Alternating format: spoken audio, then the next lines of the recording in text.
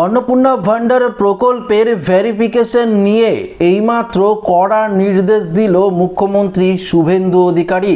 হ্যাঁ বন্ধুরা, এই 5 ধরনের মহিলারা আর টাকা পাবেন না। ইতিমধ্যেই ভেরিফিকেশনে এই 5 ধরনের মহিলাদের নাম কিন্তু বাতিল করা হচ্ছে।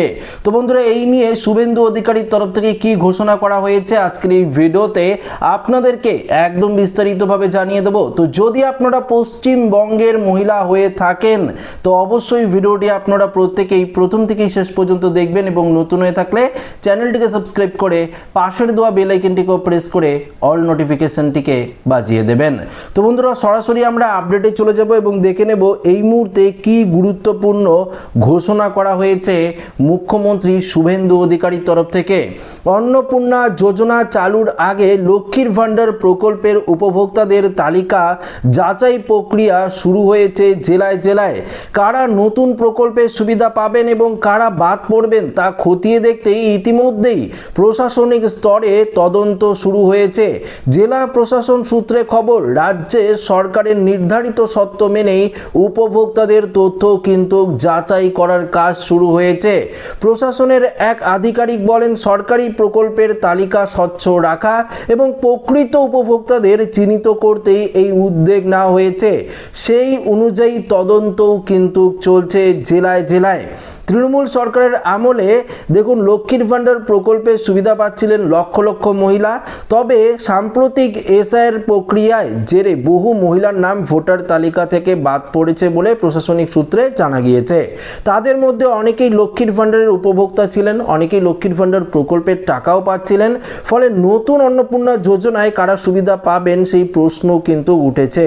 বিশেষ করে মৃত, স্থানান্তরিত এবং অনুপস্থিত ভোটারদের নাম চিহ্নিত করার কাজ কিন্তু শুরু হয়েছে ব্লক ও মহকুমার স্তরে, এমনটাই কিন্তু গুরুত্বপূর্ণ আপডেট উঠে এসেছে। তো বুঝতেই পারলেন, সমস্ত জেলায় জেলায় ব্লক ও মহকুমার যে স্তর রয়েছে সেখানে কিন্তু এই লক্ষ্মীর ভান্ডার প্রকল্পের যারা টাকা পাচ্ছিলেন তাদের নাম ট্রান্সফার করা হচ্ছে, আপডেট করা হচ্ছে অন্নপূর্ণা যোজনার মাধ্যমে। এবং দেখুন এখানে কিন্তু যাচাইকরণ প্রক্রিয়া, ভেরিফিকেশন প্রক্রিয়াও কিন্তু চলছে। এই ভেরিফিকেশন প্রক্রিয়ায় কোন কোন মহিলাদের নাম বাতিল করা হচ্ছে সেটি একবার আপনারা জেনে নিন বা আপনাদেরকে জানিয়ে দিচ্ছি।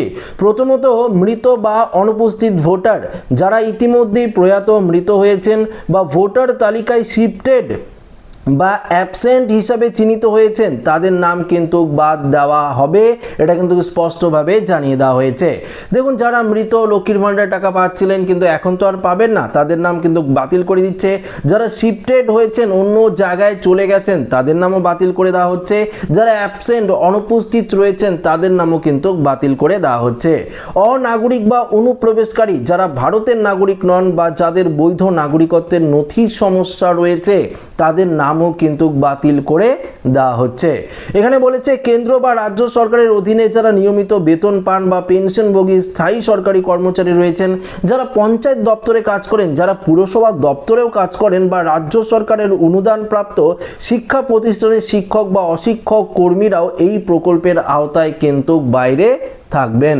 পাশাপাশি যারা নিয়মিত আয়কর প্রদান করেন, এটা তো আপনারা জানেন, যারা ইনকাম ট্যাক্স দেয় তারা তো পাবেই না।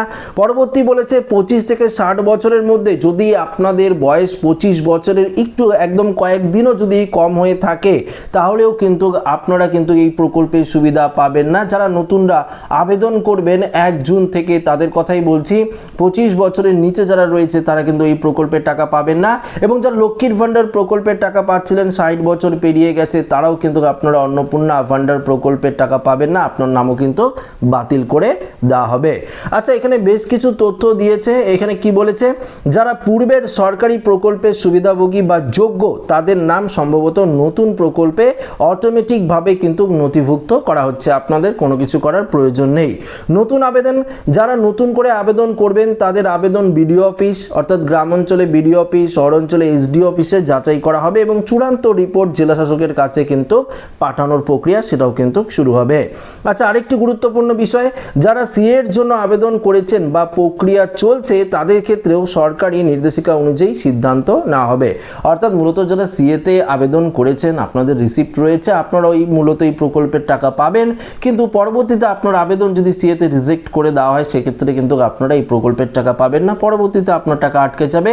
যারা এসআইআর এর নাম থেকে ডিলিট হয়েছে, প্রথম লিস্ট থেকে আপনাদের নাম ডিলিট হয়েছে, পরবর্তী দ্বিতীয় লিস্ট থেকেও আপনাদের নাম ডিলিট হয়েছে, এবং দেখুন আপনারা অনেকেই ট্রাইব্যুনালে আবেদন করেছেন, আবেদন করলে আপনাদের একটি অ্যাপিল নাম্বার দেওয়া হচ্ছে, সেই রিসিপ্টটি যদি থাকে বা অ্যাপিল যদি করে থাকেন ট্রাইব্যুনালে সেক্ষেত্রেও কিন্তু আপনারা এই প্রকল্পের টাকা পাবেন যতক্ষণ না পর্যন্ত আপনার নাম নিষ্পত্তি করা হচ্ছে।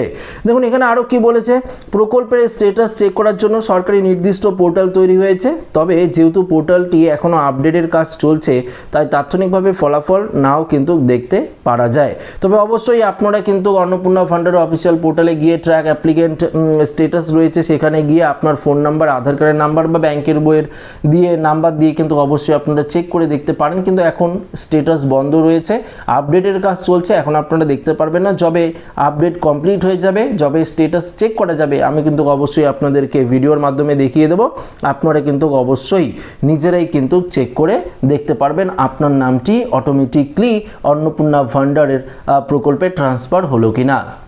যদি হয়ে যায় অবশ্যই নিশ্চিন্ত থাকুন, 1 জুন থেকে প্রত্যেকের ব্যাংক অ্যাকাউন্টে এই প্রকল্পের টাকা যে ঢুকবে সেটা কিন্তু আশ্বস্ত করেছে মুখ্যমন্ত্রী শুভেন্দু অধিকারী।